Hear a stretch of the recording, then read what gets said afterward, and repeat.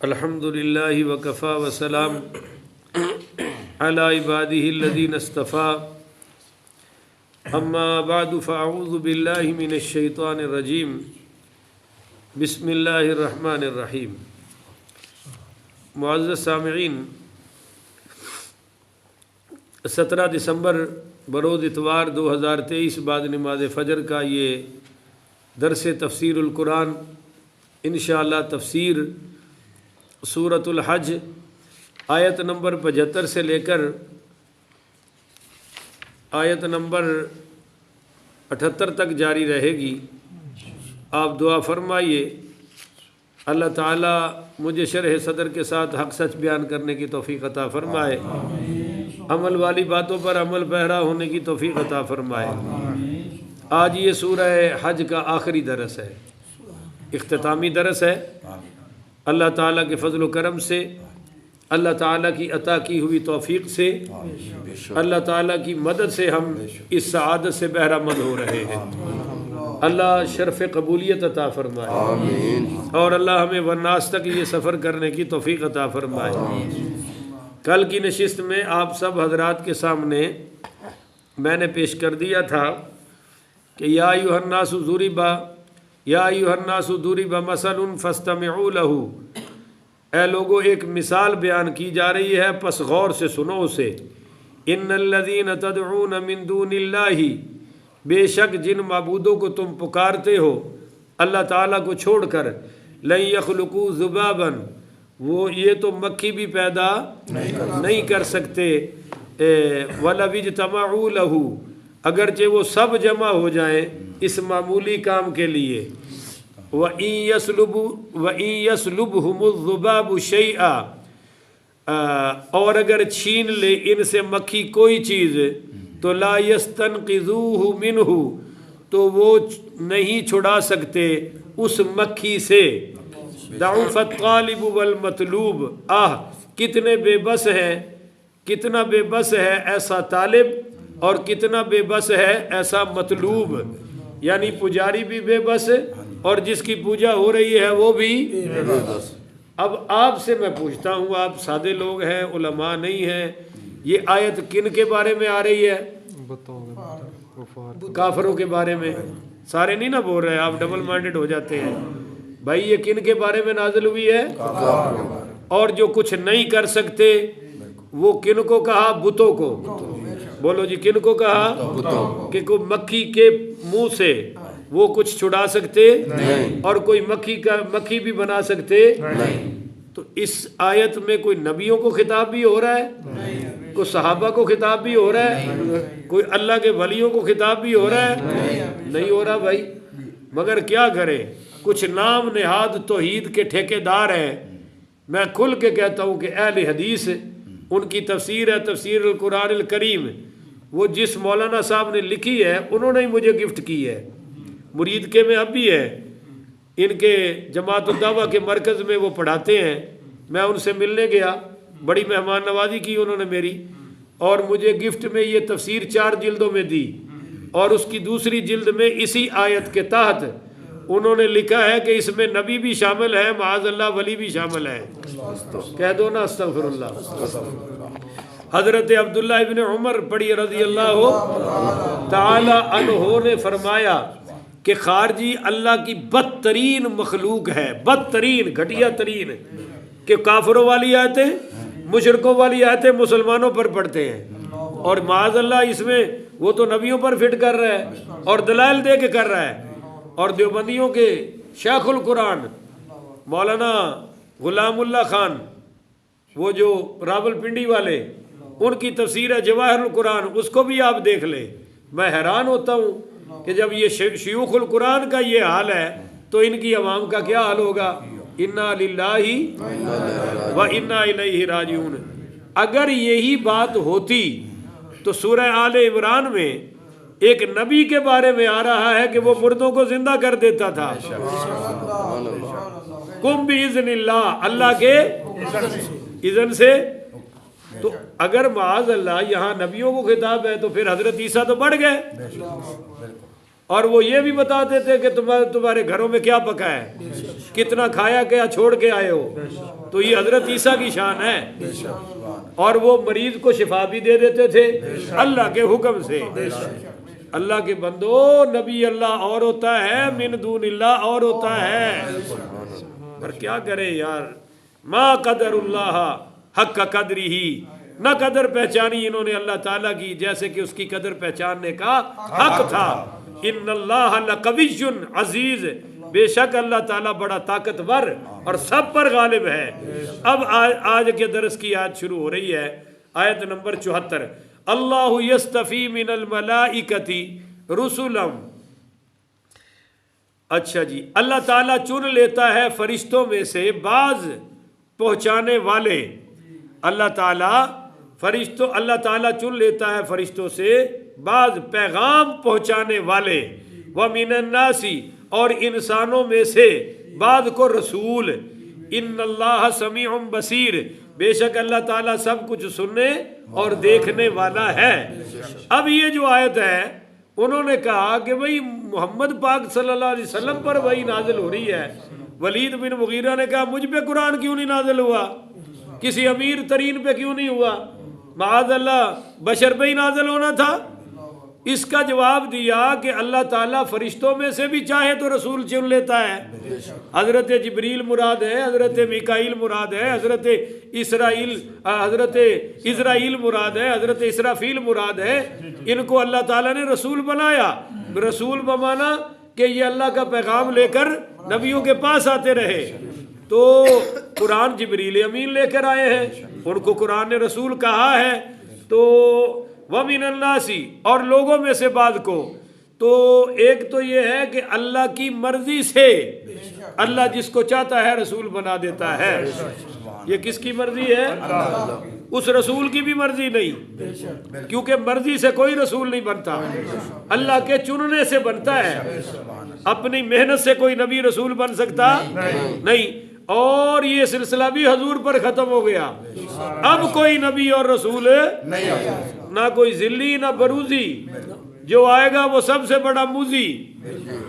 بات سمجھ آ رہی ہے نہیں آ رہی؟ یعلم ما بین ایدیہم، وہ جانتا ہے جو کچھ ان کے آگے ہے، وما خلفہم، جو کچھ ان کے پیچھے ہے. وإلی اللہ ترجع الامور، اور اللہ تعالیٰ کی طرف ہی لوٹائے جائیں گے سارے معاملات، سارے کام اللہ کے سامنے پیش ہوں گے. یا ایھا الذین آمنوا ارکعوا، اے ایمان والو رکوع کرو. اے ایمان والو رکوع کرو.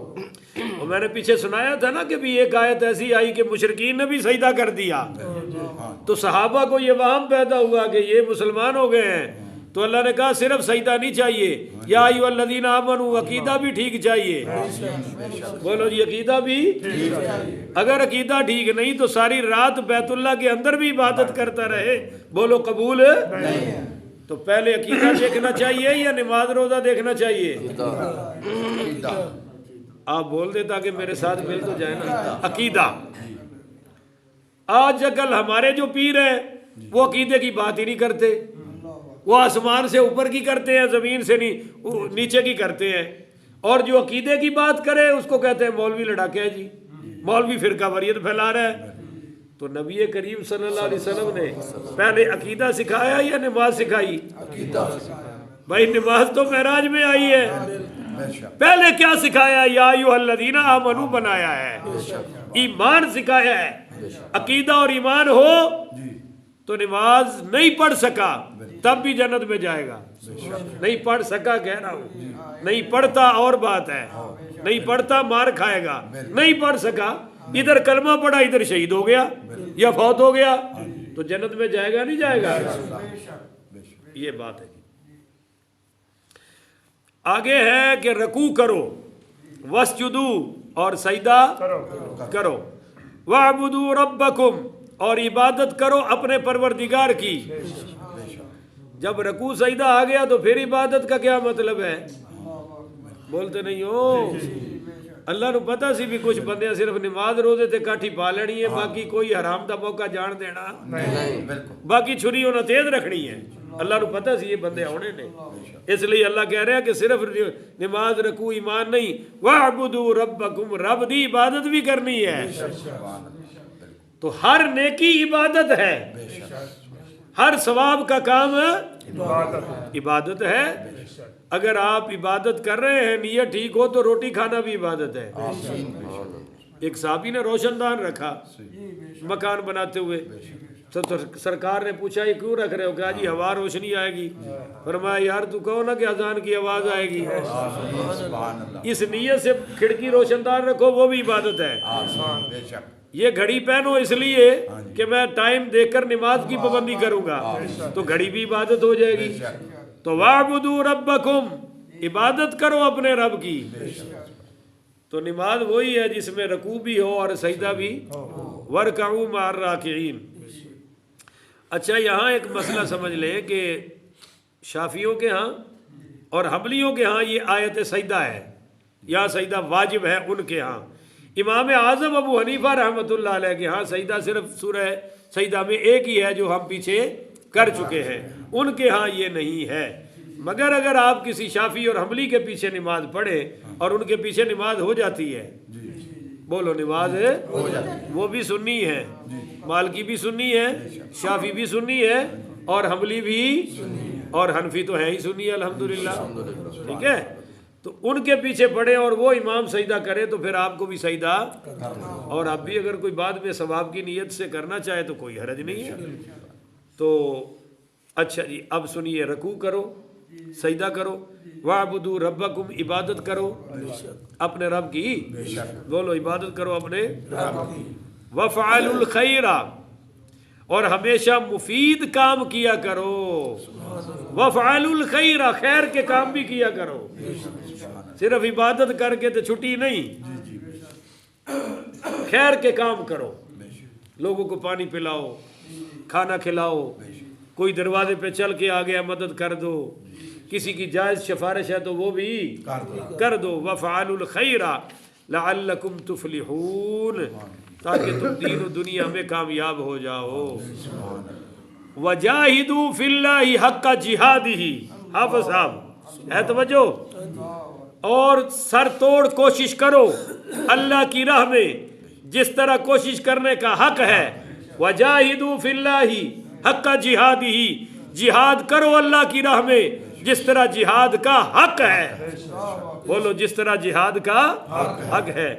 یہاں تو غزوہ تبوک سے واپسی پر ایک روایت بیان کی جاتی ہے کہ نبی کریم رؤوف الرحیم پڑھیے صلی اللہ علیہ وآلہ وسلم نے فرمایا قدمتم خیر مقدمی، قدمتم خیر مقدم من الجہاد الاصغر الی الجہاد الاکبر، غزوہ تبوک سے واپسی پر فرمایا تم چھوٹے جہاد سے بڑے جہاد کی طرف آ گئے ہو، غزوہ تبوک سے واپسی پر کہ تم چھوٹے جہاد سے بڑے جہاد کی طرف آ گئے ہو۔ تو یعنی قال یعنی الراوی مجاہدۃ العبد لہواہ رواہ البیہقی وقال هذا اسناد فیہ ضعف، کہ روایت سند کے اعتبار سے تو یہ ضعیف ہے کہ حضور نے نفس کے خلاف جہاد کو بڑا جہاد قرار دیا ہے۔ کیوں کہ افرأیتہ الی من اتخذ افرأیت من اتخذ الہہ ہوا، کہ میرے محبوب دیکھو اس شخص کو جس نے اپنی نفس کو اپنا خدا بنا رکھا ہے۔ تو پتہ چلا کہ نفس کے خلاف چلنا یہ بھی بہت بڑا جہاد ہے۔ تو یہ روایت تو ضعیف ٹھہری، پر آپ کو ایک پکی روایت سناؤ۔ ایک صحابی نے پوچھا یا رسول اللہ صلی اللہ علیہ وآلہ وسلم ہجرت کیا ہے؟ فرمایا سب سے بڑی ہجرت یہ ہے کہ گناہ چھوڑ دو۔ اس نے پوچھا یا رسول اللہ جہاد کیا ہے؟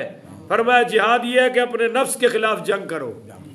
کیوں کہ جو اندر کے دشمن سے نہیں لڑ سکتا وہ باہر کے دشمن سے بھی، ٹھیک ہے نا، کافر ہے باہر کا دشمن اور نفس ہے ہاں وہ کیا کہا وما ابرئ نفسی آگے ہاں ان النفس الامارۃ بالسوء ہاں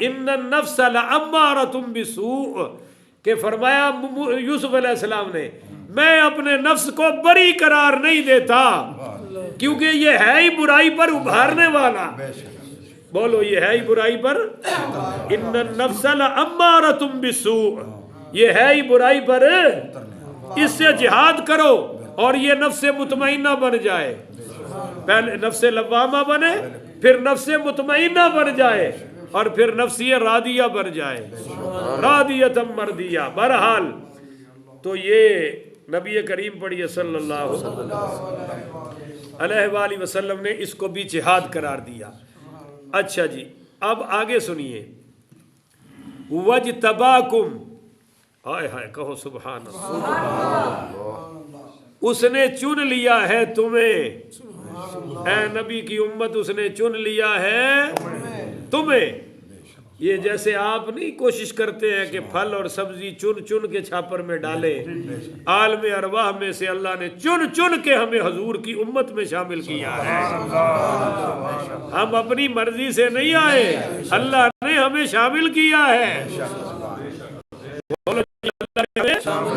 یہی وجہ ہے کہ باقی قوموں کی گناہ پر سزا آتی تھی چونکہ یہ واحد امت ہے مہمان ہے اللہ میزبان ہے ان کے گناہ صرف توبہ سے معاف فرما دیے ان کے گناہوں پر عذاب نہیں آیا جی وَاجْتَبَاكُمْ وَمَا جَعَلَ عَلَيْكُمْ فِي الدِّينِ مِنْ حَرَجٍ اور نہیں روا رکھی اس نے تم پر دین کے معاملے میں کوئی تنگی یعنی اس نے دین کے معاملے میں تم پر کوئی تنگی نہیں رکھی وَاجْتَبَاكُمْ تمہیں چن لیا ہے دین کی اشاعت کے لیے حضرت واصلہ بن اسقا رضی اللہ تعالیٰ عنہ سے روایت ہے کہ نبی کریم صلی اللہ علیہ وسلم نے فرمایا کہ اللہ تعالیٰ نے تمام بنی اسماعیل میں سے کنانہ کا انتخاب کیا اور پھر بنو کنانہ میں سے بنو قریش کا انتخاب کیا اور بنو قریش میں سے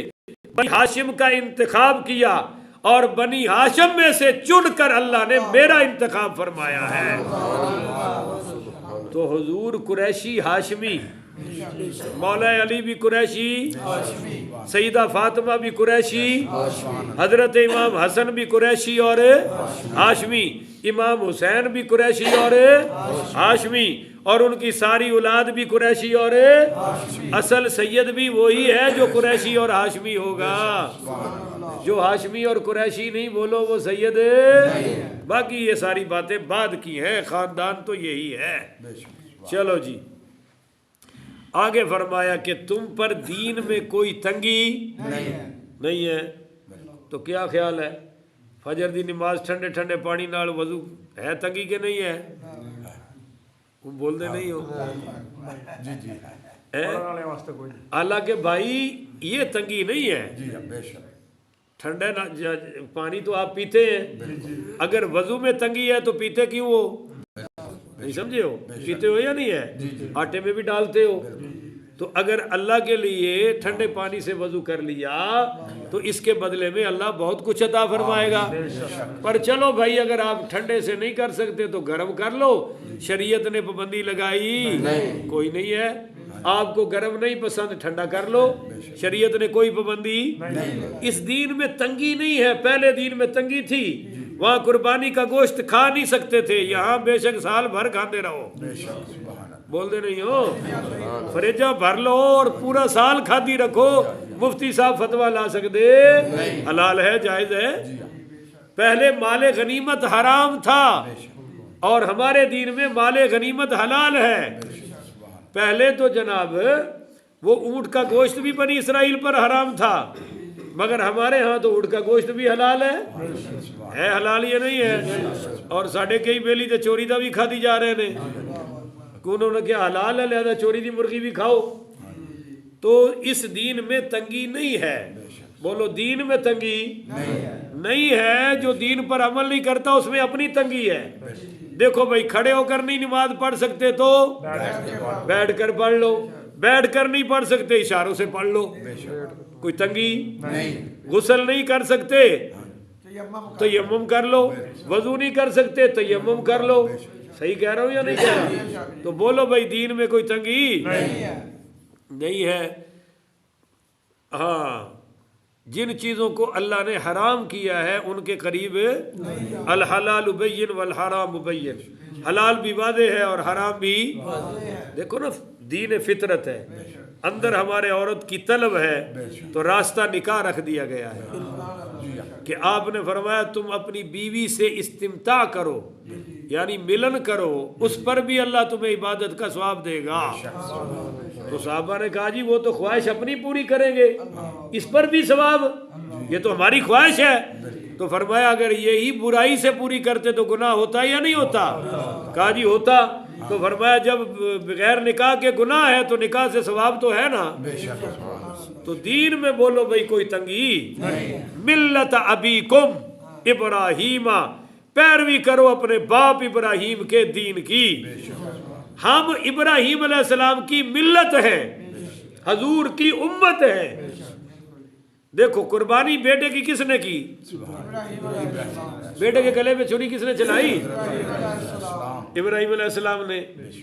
اب ہم قربانی کرتے ہیں تو یہ ہمارے ابراہیم کے ملت ہونے کی دلیل ہے, پر قربانی حضور کے طریقے پر کریں گے یہ امت ہونے کی دلیل ہے. حج میں جتنے کام ہیں یہ کن نے سب سے پہلے کس نے کیے ہیں؟ صفا مروہ ہے تو کس نے کیا؟ ابراہیم علیہ السلام نے. حج کا اعلان کس نے کیا؟ اسی صورت میں آپ سن چکے ہو. ٹھیک ہے جی. تو ہم جو حج کرتے ہیں یہ حضرت ابراہیم کے ملت ہونے کی دلیل ہے, حضور کے طریقے پر کریں گے یہ ہمارے امت ہونے کی دلیل ہے. تو مسلمان حضرت ابراہیم کی ملت ہے, اپنے مصطفیٰ کی امت ہے. اگلی گل بڑی کمار دی ہے, وَسَمَّاكُمُ الْمُسْلِمِينَ, اسی نے تمہارا نام صراط ختم کرنے والا رکھا ہے, یعنی اس نے تمہارا نام مسلمان رکھا ہے. بولو جی, اس نے تمہارا نام مسلم صراط ختم کرنے والا رکھا ہے. اب یہ جو فرمایا اللہ تعالیٰ نے کہ تم ابراہیم علیہ السلام کی ملت ہو, اس کی وجہ یہ ہے کہ قریشیوں کا سلسلہ نسب کن سے چلا؟ حضرت اسماعیل سے, اور حضرت حضور بھی اسماعیل علیہ السلام کی اولاد ہے نا. تو اسماعیل کن کے بیٹے ہیں؟ اچھا بول لو. ابراہیم علیہ السلام کے. تو یہ سارے کن کی اولاد ہوئے؟ ابراہیم علیہ السلام کی نا. اس لیے یہاں ایک حدیث سنے بخاری اور مسلم میں, سرکار دو عالم صلی اللہ علیہ وسلم نے فرمایا الناس تبع لقریش فی ھذا الشان مسلمہم, فرمایا کہ لوگ, قریشیوں کی یہ شان ہے کہ لوگ مسلمان ہونے میں قریش کے تابع ہیں. بولو قریش کے اصل مسلمان تو قریش ہیں کیونکہ ابراہیم علیہ السلام کی اولاد ہیں, اور پھر جو لوگ مسلمان ہوں گے ان کے تابع ہو کر ہوں گے. اور وَكَافِرُهُمْ تَبَعٌ لِكَافِرِهِمْ, اور جو کافر ہوں گے وہ بھی ان کی اتباع میں ہوں گے کہ اصل کافر یہ ہیں اور ان کو دیکھ کر اور بھی. تو یہ قریش کی شان ہے. بخاری مسلم میں حدیث آ گئی. اچھا جی, ہوا سماکم المسلمین, نام کیا رکھا ہے ہمارا؟ بولو ذرا. آج تے بڑھ گیا دیوبندی بریلوی اہل حدیث غیر مقلد ہیں, بڑے بڑے فرقے آ گئے. اور تے ماشاءاللہ جس مولوی نے جماعت بڑھائی انہیں فرقہ ہی بنا لے ہیں. جماعت اسلامی بھی فرقہ ہے, اور بھی جڑی جماعت بڑھتی جا رہی فرقہ ہی بڑھتا جا رہے ہیں. کوئی مسئلہ جماعت والا تو رہ نہیں گیا. تو بہرحال اصل نام ہے مسلمان. حضرت ابراہیم علیہ السلام نے جو دعا مانگی سورہ بقرہ آیت نمبر 128 ہے, ربنا وجعلنا مسلمین لک ومن ذریتنا امتا مسلمتا لک. تو یہ حضرت ابراہیم کی دعا ہے کہ اے پروردگار تو ہم کو اپنا اور زیادہ مطیع بنا لیجئے, اور ہماری اولاد میں سے بھی ایک ایسی جماعت پیدا کیجئے جو آپ کی مطیع ہو. تو مسلمان کس کو کہتے ہیں بھائی؟ جو جو اللہ رسول کی پیروی کرے. بولو جو اللہ رسول کی پیروی کرے. اس پر میں آپ کو ایک حدیث سنا دوں، کمال کی ہے کہ المسلم من سلم المسلمون من لسانہ و یدہ. مسلمان وہ ہے جو اپنی زبان سے اور اپنے ہاتھ سے کسی کو تکلیف نہ پہنچائے. یہ مسلمان ہے جی. من قبل، اس سے پہلے، یعنی تورات انجیل زبور میں تمہارا نام مسلمان رکھا ہوا ہے. وفی ھذا، اور اس قرآن میں بھی تمہارا نام. تو پہلے مسلمان بننا ضروری ہے یا فرقے والا؟ مسلمان. بڑی مہربانی تہاڈی. لیکون الرسول شہید علیکم، تاکہ ہو جائے رسول کریم گواہ تم پر. وتکونوا شہداء علی الناس، اور تم گواہ ہو جاؤ لوگوں پر. اے امت تم گواہ ہو لوگوں پر. یہ کافی ساری آیات میں یہ مضمون آیا ہے، اور یہاں بھی یہ آیت آ گئی حضور کی امت گواہ ہوگی. اس کی مثال حدیث میں ہے. نوح علیہ الصلوۃ والسلام سے اللہ پوچھے گا کہ تو نے تبلیغ کی؟ تو کہے گا یا اللہ میں نے تبلیغ کی، پر میری قوم نے انکار کر دیا، ایمان لائے نہیں. حضرت عیسیٰ بھی کہیں گے اگو قوماں مکر جان گیاں. بولو کی کرن گیاں؟ انج مکر گیاں جویں ساڈے سیاستدان مکرے ہوئے نے. جنہوں پوچھو ملک کی خاطر، ملک کی خیر خواہی کی خاطر، ادھر بھی ملک دی خیر خواہی دی خاطر، ادھر بھی اگو سارے خیر خواہ نے. تے لٹیرا کون ہے؟ چور کون ہے؟ ملک نو ایتھے تک پہنچان والا کون ہے؟ تو وہ ساری قومیں کہیں گی اللہ دے یا اللہ انہاں سانو تبلیغ کیتی کوئی نہیں. بولو انہاں تے تبلیغ تو وتکونوا شہداء علی الناس. تو پھر حضور دی امت سارے نبیوں دے حق وچ گواہی دے گی. یہ کہے گی یا اللہ یہ جھوٹ بول رہے نے قوم نوح بھی اور قوم عیسیٰ بھی، یہ نبی سچ کہہ رہے نے، انہاں تبلیغ کیتی ہے. تو یہ کہیں گے یہودی عیسائی وہ سارے، وہ کہیں گے بھی تسی اوتھے ہے سو جدوں نوح آئے سن، تسی تے سب تو آخر تے آئے ہو، تم کس بات پر گواہی دے رہے ہو؟ تو یہ کہیں گے ہمیں ہمارے نبی نے بتایا ہے، ہمیں ہمارے نبی نے بتایا. تو لیکون الرسول شہیدا علیکم، پھر حضور ہم پر گواہی دیں گے کہ یا اللہ میری امت بھی سچی ہے، تیرے نبی بھی سچے ہیں. فَأَقِيمُوا الصَّلَاةَ، اور نماز قائم کرو. حالانکہ پہلے آ گیا وَاسْجُدُوا وَاعْبُدُوا، آ گیا وَارْكَعُوا اور وَاسْجُدُوا، آ گیا یا نہیں آ گیا؟ اس میں نماز ہی شامل ہے. اور یہ امام اعظم ابو حنیفہ کے ہاں یہ رکوع اور سجدہ نماز والا ہے، یہ آیت نماز کے لیے ہے. پر پھر آ گیا فَأَقِيمُوا الصَّلَاةَ، نماز قائم کرو. بولو نماز اپنی مرضی سے نہیں پڑھنی بھائی. اچھا جی، انہوں نے ترجمہ کیا ہے جی فَأَقِيمُوا الصَّلَاةَ، اے دین حق کے علمبردارو صحیح صحیح ادا کیا کرو نماز. وَآتَوُا الزَّكَاةَ، وَآتُوا الزَّكَاةَ، اور دیا کرو زکوٰۃ. وَاعْتَصِمُوا بِاللَّهِ، اور مضبوط پکڑ لو اللہ کے دامن رحمت کو. وَاعْتَصِمُوا بِاللَّهِ. یہ جی حدیث پاک سنانا چاہتا ہوں. حضرت نبی کریم رؤوف الرحیم پڑھیے صلی اللہ علیہ وآلہ وسلم نے فرمایا کہ ترکت فیکم امرین، میں نے تمہارے لیے دو ایسی چیزیں چھوڑی ہیں. لن تدلوا ما تمسکتم بہما، اگر تم ان کو مضبوطی سے پکڑ لو تو کبھی بھی گمراہ. کتاب اللہ و سنت رسولہ، ایک اللہ کا قرآن ہے، دوسری رسول کی سنت ہے.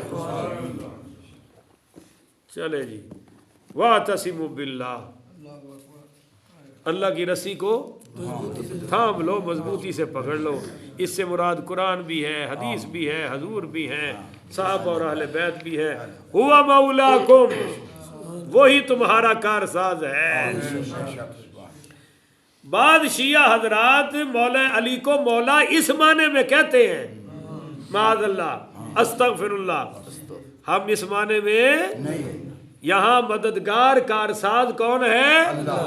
جب حضرت علی کو مولا کہیں گے یا سارے مومنین کو مولا کہیں گے انت مولانا فانصرنا علی القوم الکافرین.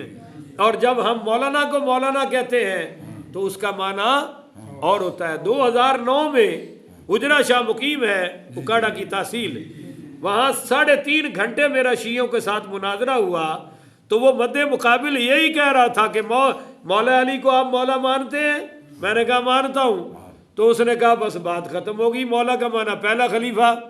میں نے کہا کبھی مشکل کشا لیتے ہو، کبھی مددگار لیتے ہو، کبھی معبود لیتے ہو، آج پہلا خلیفہ لے لیا. کہتا نہیں مولا کا معنی پہلا خلیفہ ہے.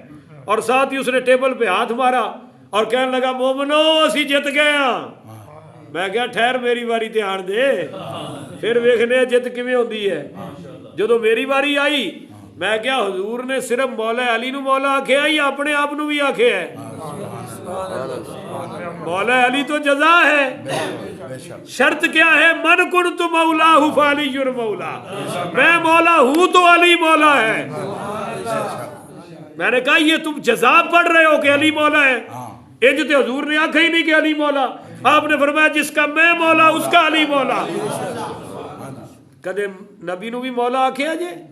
مولا مصطفیٰ. ساڈا مولوی بھی تے اونج ہی کہندے نا جویں او کہندے نے مولا علی مولا علی. بھائی مولا علی کلے نہیں نا، مولا مصطفیٰ بھی آکھ، مولا رسول بھی آکھ، مولا محمد بھی آکھ، پھر مولا علی بھی آکھ. میں کیا جی حضور بھی مولا تے علی بھی مولا. میں کیا ہن کر مانا، اگر مولا دا مانا علی تے خلیفہ ہے تے پھر نبی بھی نبی تے نہ رہا خلیفہ ہویا. کہتا نبی خلیفہ کیویں ہو سکتا ہے؟ میں کہ پھر علی پہلا خلیفہ کیویں ہو سکتا ہے؟